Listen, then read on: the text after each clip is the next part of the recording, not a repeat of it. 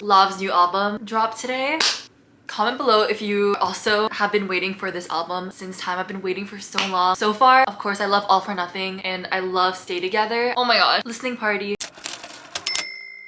I don't normally make monthly TBR videos, but I thought that August would be a good time to make one because this is the last month before school starts again, and if you're a student, you know that once school starts, it's like pretty much game over. So yeah, I say that as if this month is also like not extremely busy for me, but anyhow, this is like my last month of my stressed girl summer that I have to finish all these books that are on my TBR. So I'm not gonna be too ambitious, I don't think, but I did want to make a TBR for this. Also, I have like not been feeling my best this past week. Like, I don't know, like since the start of August, I don't know what it is. I haven't been feeling good. I don't think that I look good either. I look visibly tired, I think.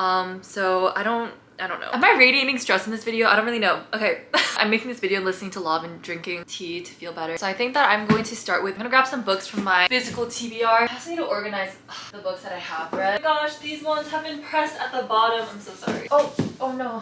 Ah! Oh, these are 4 books that are kind of on my TBR. The one that's probably at the top of my TBR is Tomorrow and Tomorrow and Tomorrow. This is by Gabrielle Zevin. I think this book had a lot of hype like when it came out. Childhood friends to lovers over a really long period of time, but it has like retro video game vibes because they created a video game together, I think. I just heard amazing things about it, and everybody, I don't know, everybody has just had rave reviews about it. The cover's so beautiful. Oh my gosh, wait, I feel like it kind of matches my hoodie. Anyway, the other one that is near the top of my TBR is Daisy Darker by Alice Feeney, a mystery kind of inspired by Agatha Christie and Then There Were None, and I loved And Then There Were None. And this book cover also reminds me of like Lucy Foley?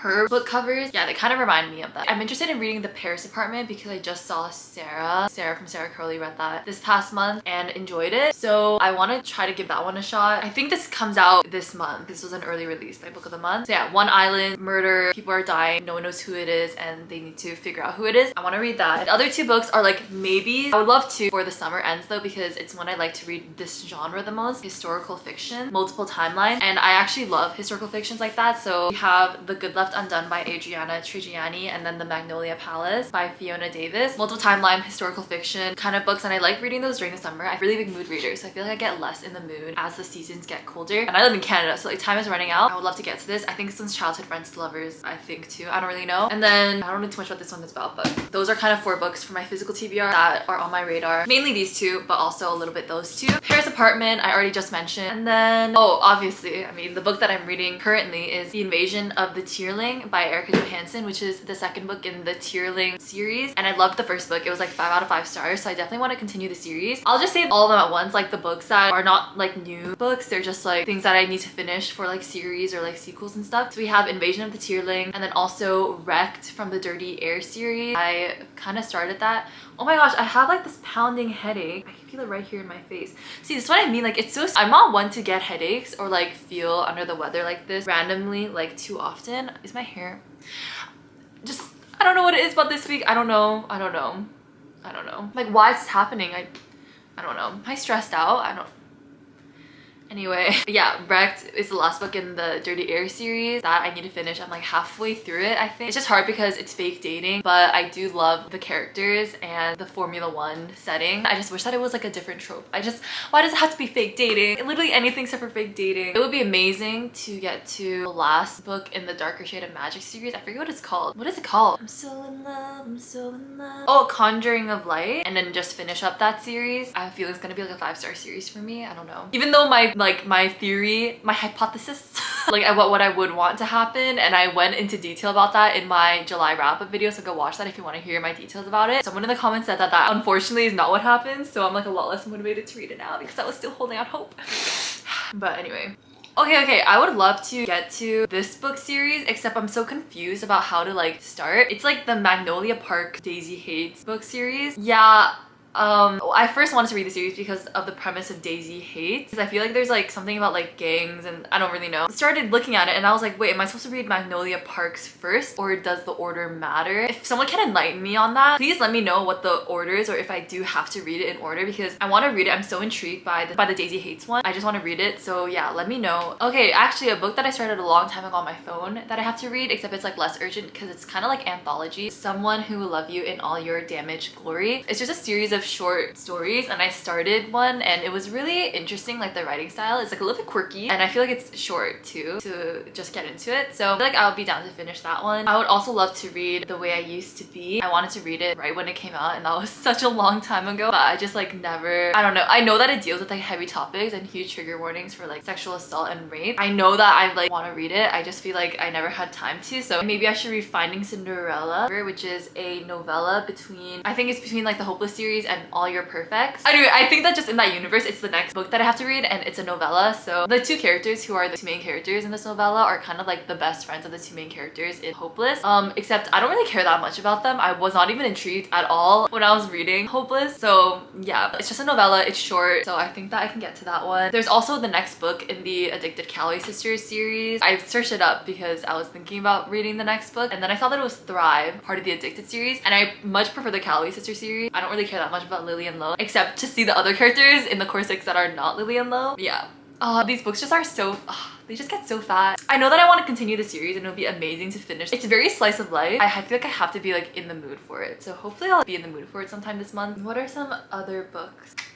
It's weird. I feel like I'm kind of like in this weird dry spell. Like I feel like there's no books right now that I can think of that I like am jumping to read. Normally there are books that I'm like, oh my gosh, I can't wait to read this. I can't wait to read this. And then I'm like so excited and I'm just like reading all the time. But I haven't been reading that much because I feel like I don't have a book like that right now. I think that it has to do with the fact that all of my really anticipated releases are all coming out literally right at the end of August, like August 30th. Like there's two books, two of my top anticipated books for this year that are both coming out August 30th. But I have to wait until the end of August, and then summer will be over, and so I don't know, maybe that's part of it. I don't know, am I high maintenance? Okay, here's a book that I'll be down to read. Not Here to Be Liked. Multiple people actually in my comment section has told me to read this. Yeah, maybe I'll read that, Not Here to Be Liked. I know that it's academic rivals to lovers, which is one of my god tier book tropes, so I think that's why people recommended it to me. But it is also like contemporary. I don't know if it takes place in high school. I hope it's not high school because I can't take it seriously. That one is another potential one to read. I don't know why it's like so hard for me to like find like a book that I'm really excited to read. You know what I mean? I also think I'm just stressed out, like in general, just like a baseline level of stress this month.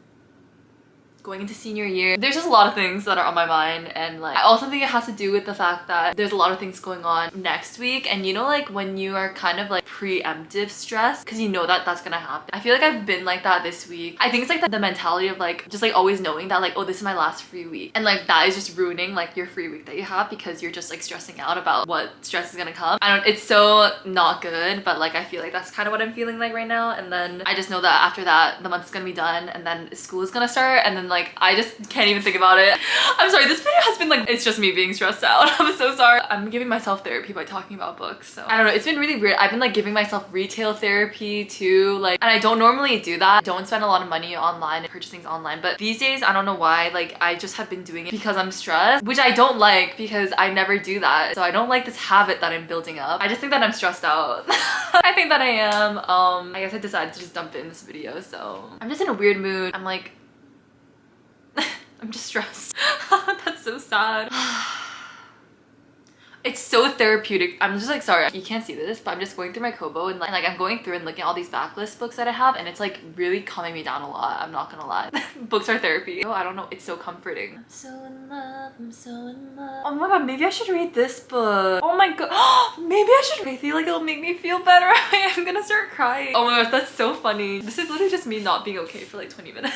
Call Down the Hawk by Maggie Stiefvater. So if you don't know, oh my gosh, this is literally the perfect time for me to read this book if I want to read it. This is like a spin-off series to The Raven Boys, and I read that book series when I was in grade 11. Grade 11 was a terrible year for me in high school. Grade 11 and 12, you know, wow, grade 10 was like the golden year, but grade 11 was really stressful for me for like a multitude of reasons. It was just stressful. I became so obsessed, or not obsessed, but I became really attached to the Raven Boys series, and that's why it's still one of my favorite series of all time. Like it was hugely comforting during a time that was really stressful. It wasn't even because of the story, it was because of the characters. Something about the characters felt so real to me, and it made me feel like a lot less lonely and stressed out, which is a little bit how I'm feeling right now. Anyway, that series ended and wrapped up like a long time. It's really, really old. But after that, Maggie C. Butter came out with like a spin-off series for one of the characters, like one of the boys from the first series who was kind of more of a side character. It's called like the Dreamer series. It's about Ronin. After that, I never actually got around to reading it. By the time it came out, I was kind of like had finished that series, and so I didn't feel like the need to read it. Maybe I should pick it up right now because like I love that character, Ronin. I love him so much. He was a character that brought me so much comfort. I feel like maybe I should read that this month, and maybe that would make me feel better. I know that the series is, I'm pretty sure it's like wrapped up, or it's about to wrap up. That could be